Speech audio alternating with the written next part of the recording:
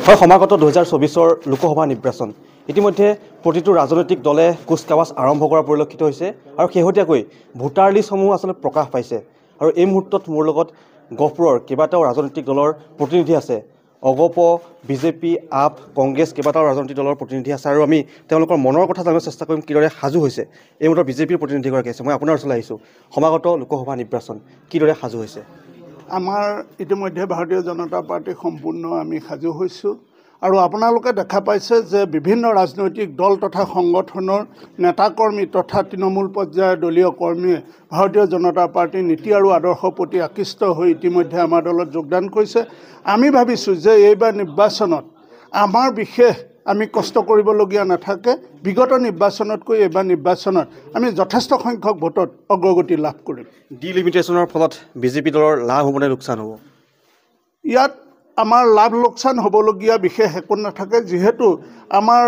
গহপুৰ সমষ্টিৰ পৰা 37টা ভোট কেন্দ্ৰ ইতিমধ্যে বিহালীত সংযুক্ত হৈছে যদিও সেইখিনি যিহেতু আমাৰ লোকসভা সমষ্টিৰ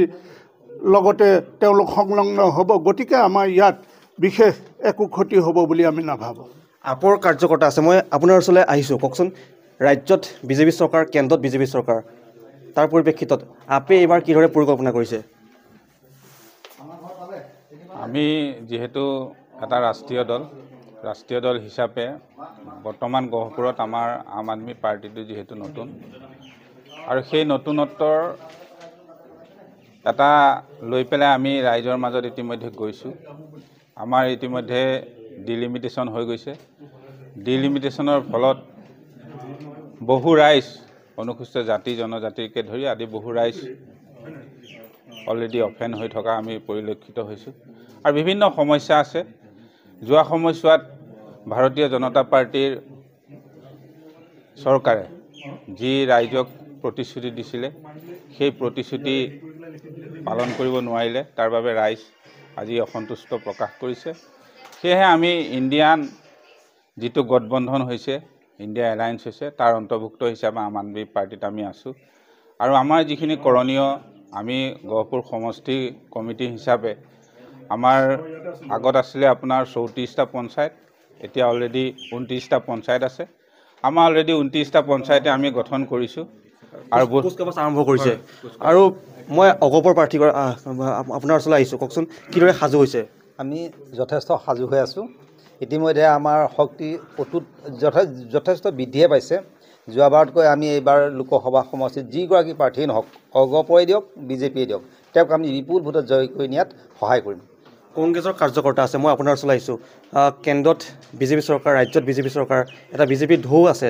তেনে ক্ষেত্ৰত কংগ্ৰেছে কিদৰে এইবাৰ নিৰ্বাচনত অৱতীৰ্ণ হ'ব নাই বিজেপিৰ ঢৌ একেবাৰে নাই 14 চনত আছিলে যদিও এই ঢৌটো কালক্ৰমত চাওক আপুনি 14 চনত জিকি পেলাই তাৰপিছৰ পৰা ইলেকশ্যনবিলাকতো বিজেপি হাৰিয়ে আছিলে দেখোন কেইখনমান ইলেকশ্যন এইকেইদিন অলপ ৰিভাইভ হৈছেগৈ এই তেখেতে কোৱাৰ নিচিনাকৈ আমাৰ বিজেপি প্ৰতিনিধিজনে কোৱাৰ নিচিনাকৈ কিন্তু কেন্দ্ৰত আৰু ৰাইজত যিখিনি প্ৰতিশ্ৰুতি লৈ পেলাই জনসাধাৰণৰ ওচৰত 24 চনত আৰু 19 চনত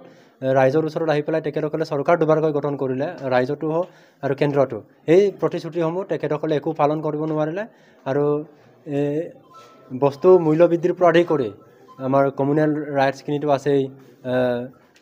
জাত পাতৰ ৰাজনীতিটো আছেই আমাৰ এডুকেশ্যন আপুনি চাওক এই বাজেটটো যোনটো ইণ্টাৰিম বাজেট 2024ৰ এতিয়া বাজেট তাতো এডুকেশ্যনৰ আমাৰ যিমানখিনি বাজেট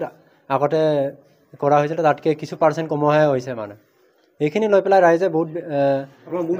হয়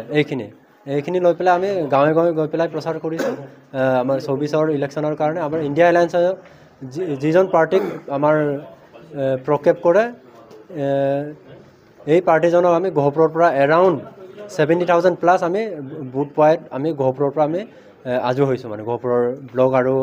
যিখিনি আমাৰ মণ্ডল কংগ্ৰেছৰ কৰ্মী লগতে ইণ্ডিয়া এলায়েন্সৰ যিখিনি আমাৰ লগত কাৰ্যকৰ্তা আছে এইখিনি আমি 70,000 ভোট পোৱাত আমাৰ সহায় নিশ্চয় আচলতে মাজত মাত্ৰ কিছুদিন বাকী 24ৰ লোকসভা নিৰ্বাচনলৈ আৰু প্ৰতিটো ৰাজনৈতিক দলে এতিয়া কুচকাৱাজ আৰম্ভ কৰিছে শেহতীয়াকৈ ভোটাৰ লিষ্টসমূহ প্ৰকাশ পাইছে আৰু আমি কেইবাটাও দলৰ কাৰ্যকৰ্তাৰ লগত কিছু কথা চেষ্টা কৰি তেওঁলোকৰ মনৰ বতৰা ল'বলৈ চেষ্টা কৰিলোঁ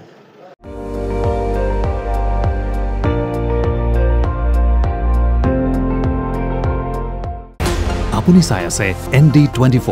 সৰ্বশ্ৰেষ্ঠ নহয় সৰ্বোত্তমৰ দৌৰ